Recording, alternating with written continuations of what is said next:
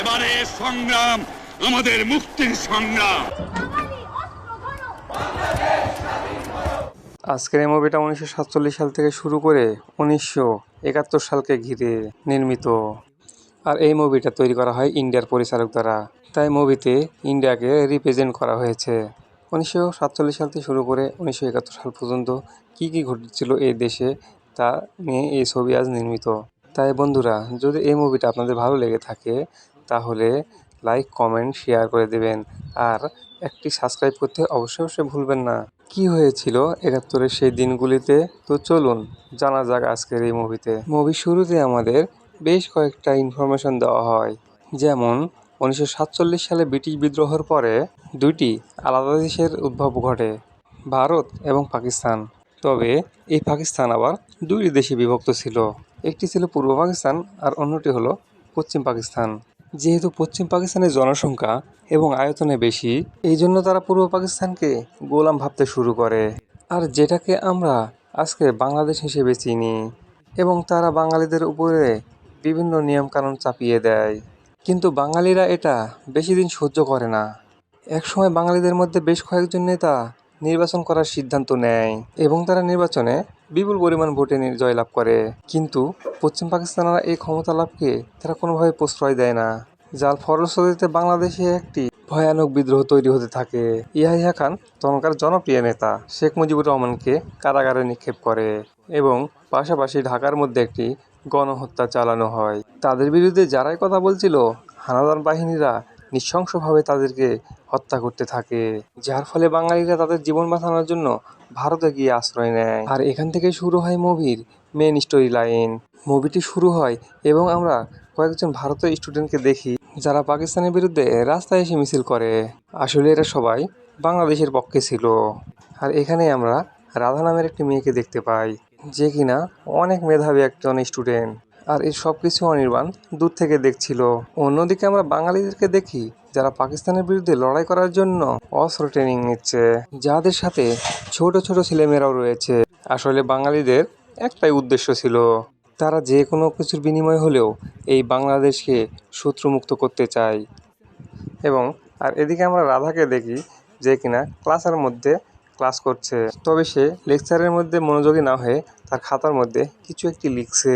আর professor যখন এটা দেখে, প্রফেসর তাকে লাইব্রেরির মধ্যে নিয়ে আসে। আর এখানেও আমরা দেখতে পাই অনির্বাণকে।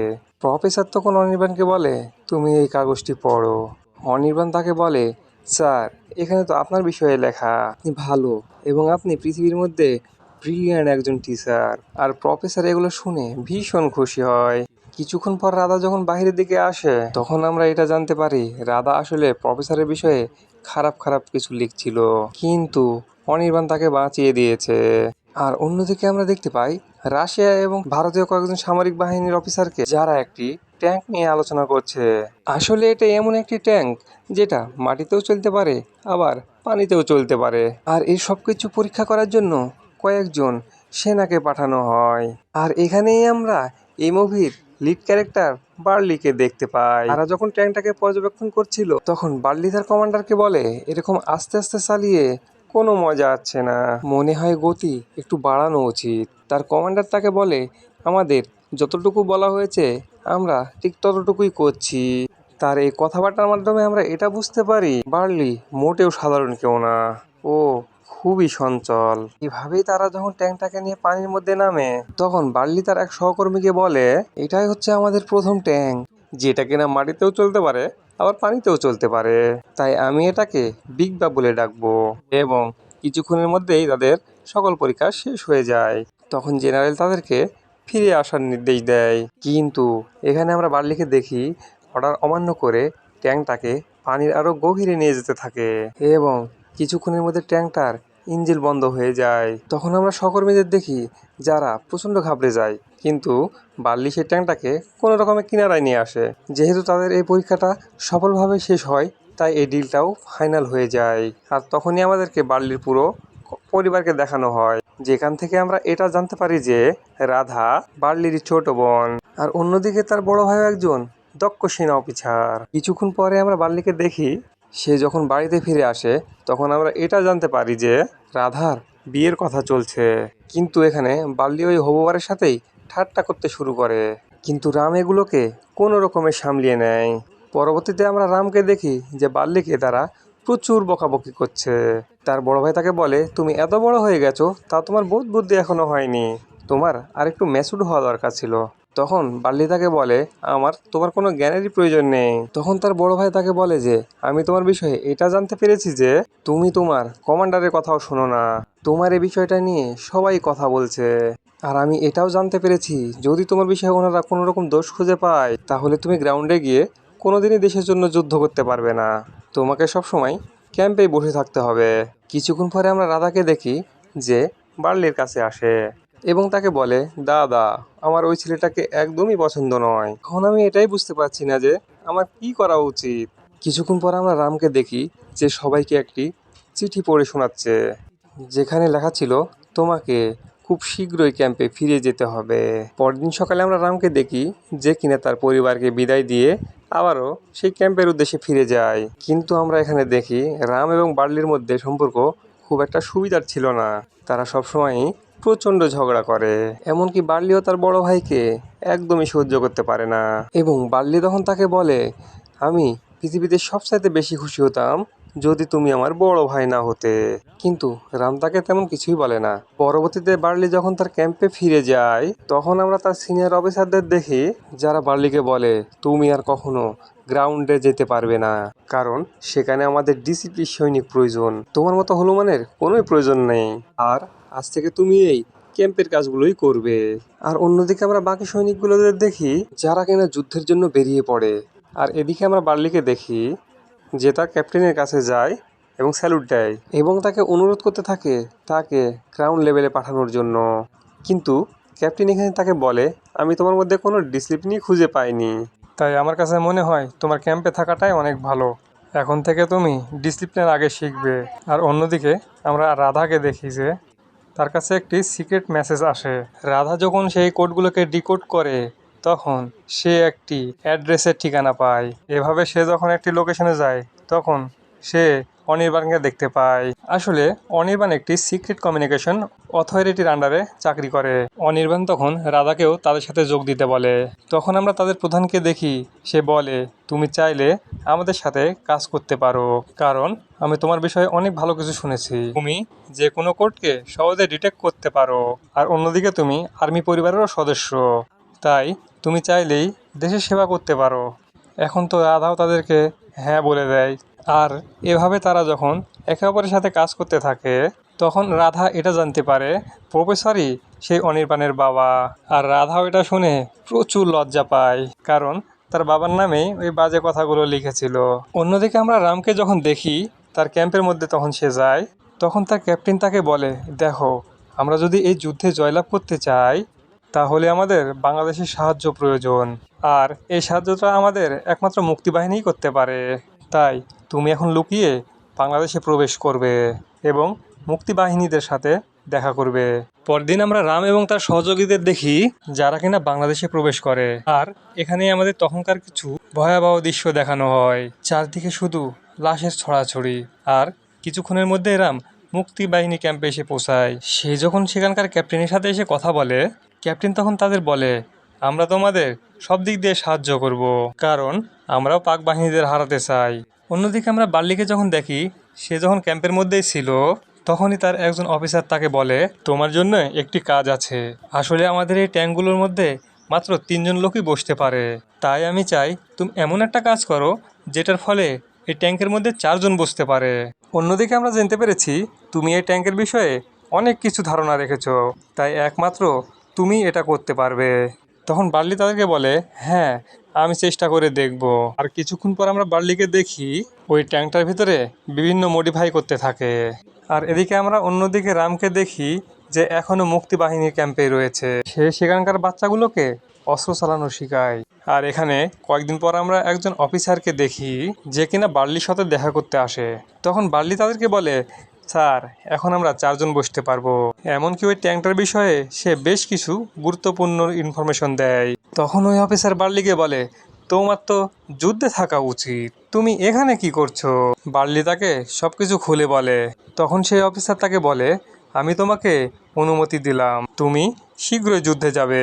পরবর্তীতে আমরা বার্লিকে দেখি সে তার পরিবারের সাথে দেখা করতে যায়, কিন্তু সে তার পরিবারের লোকজনদের কাছে কারোর সাথে দেখা করে না, শুধুমাত্র একটি চিঠি লিখে আবারও ক্যাম্পের দিকে ফিরে যায়। পরবর্তীতে আমরা ওই পরিবারকে দেখি এই চিঠির মধ্যে তারা এটা জানতে পারে যে বার্লিও এখন যুদ্ধে।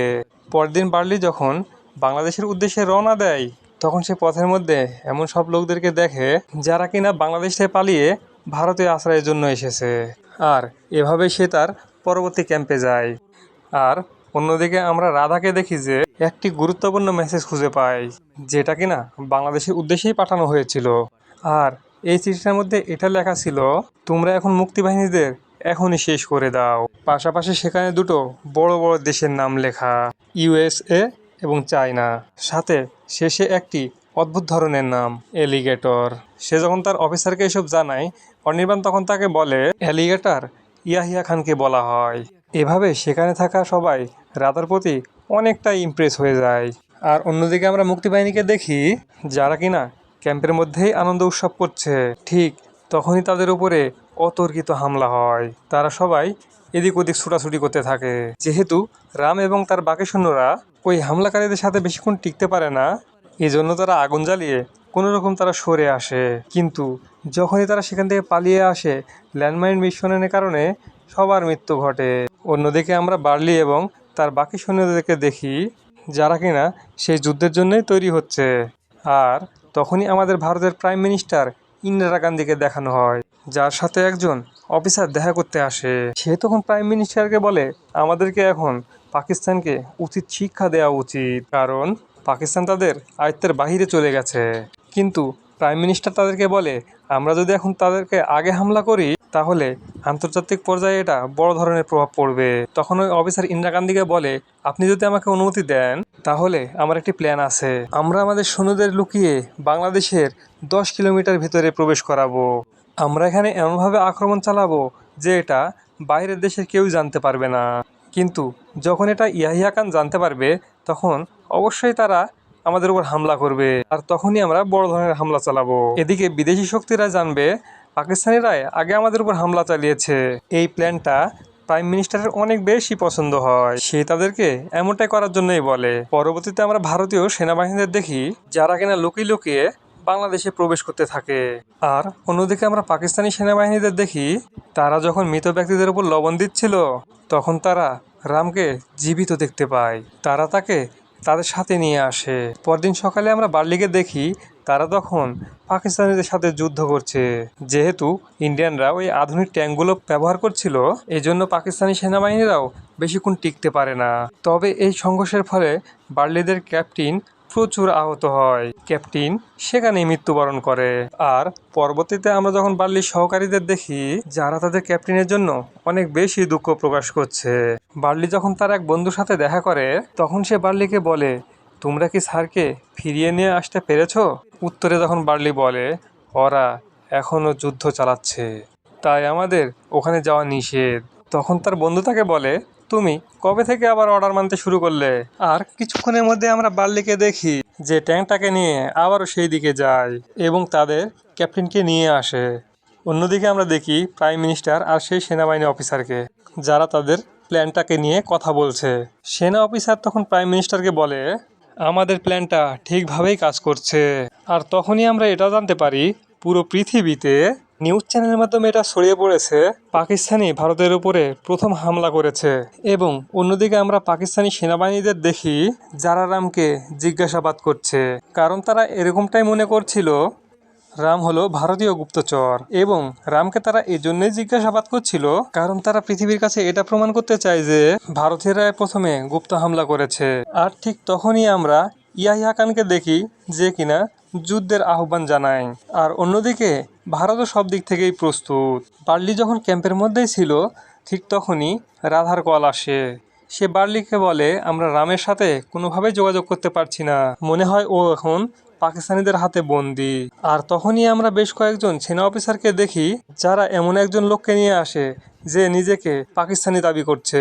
সে বলে, আমি এক সময় পাকিস্তানিদের হয়ে কাজ করতাম, কিন্তু ওরা আমাকে মিথ্যাবাদী উপাধি দেয়, এই জন্য এখন আমি আপনাদের সাথে কাজ করতে চাই। এমনকি সে এটাও বলে, আপনাদের একজন সৈনিক পাকিস্তানিদের হাতে বন্দী, আপনারা চাইলে এটা ভেরিফাই করে দেখতে পারেন। তখন বার্লি এগুলো শুনে প্রচণ্ড টেনশনে পড়ে যায়। আর অন্যদিকে আমরা রাধা এবং অনির্বাণকে দেখতে পাই, যারা বিভিন্ন ধরনের গুরুত্বপূর্ণ তথ্য খুঁজে পায়। আর তারা জানতে পারে যে পাকিস্তানিদের সাহায্য করছে আমেরিকা। তারা বিভিন্ন যুদ্ধবিমানের মাধ্যমে ভারতীয়দের তাদের দিকে নজর রাখছে। আর অন্যদিকে তারা ঢাকাকে দখল করতে চায়। একদিকে আমরা পাকিস্তানি সেনাবাহিনীদের দেখি যারা রামের উপর অমানবিক অত্যাচার চালায়। অপরদিকে আমরা বার্লিদের দেখতে পারি যারা কিনা পাকিস্তানিদের দিকেই এগিয়ে আসছে।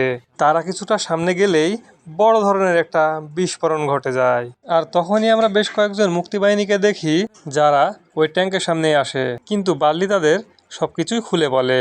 আর এভাবেই তারা একসাথে আবারও সামনের দিকে এগিয়ে যায়। কিন্তু তারা যখন কিছুটা সামনের দিকে এগিয়ে যায়, তাদের ক্যাপ্টেন তাদের বলে, এখানকার যে ব্রিজটা রয়েছে তা পুরোপুরি ধ্বংস হয়ে গেছে। বার্লি তখন বলে, তাতে আমাদের কোনো অসুবিধে নেই। আর এভাবে ওই ট্যাঙ্কগুলোকে তারা পানির মধ্যে নামিয়ে দেয় এবং তারা খুব সহজেই নদীর অপর পাশে চলে আসে। অন্যদিকে আমরা পাকিস্তানি সেনাবাহিনীদের দেখি, তারা যখন রামকে প্রায় মেরেই ফেলবে, ঠিক তখনই এক মুক্তিবাহিনী ওই পাকিস্তানি সৈন্যকে গুলি করে মেরে দেয়। আর তখন রাম সেখান থেকে পালিয়ে যায় এবং কিছুক্ষণের মধ্যে আমরা বাল্লিদেরকে দেখি তারা সেই ক্যাম্পের কাছে চলে আসে। আর এভাবে সেখানে একটি ভয়াবহ যুদ্ধ শুরু হয়ে যায়। বার্লি তখন সেই ক্যাম্পটিকেই উড়িয়ে দেয়, যার ফলে পাকিস্তানি সৈন্যরা আত্মসমর্পণ করতে থাকে। এবং কিছুদিন পর বার্লি এবং তার বড় ভাইকে দেখি যারা কিনা আবারও তাদের বাড়িতে ফিরে আসে। আর তাদের মা তাদেরকে দেখে অনেক বেশি খুশি হয়ে যায়। আর এভাবেই 1971 সালে নির্মিত এই মুভিটি এখানেই শেষ হয়ে যায়। বন্ধুরা, মুভিটি ভালো লেগে থাকলে একটি লাইক, কমেন্ট এবং একটি সাবস্ক্রাইব করে দিন প্লিজ।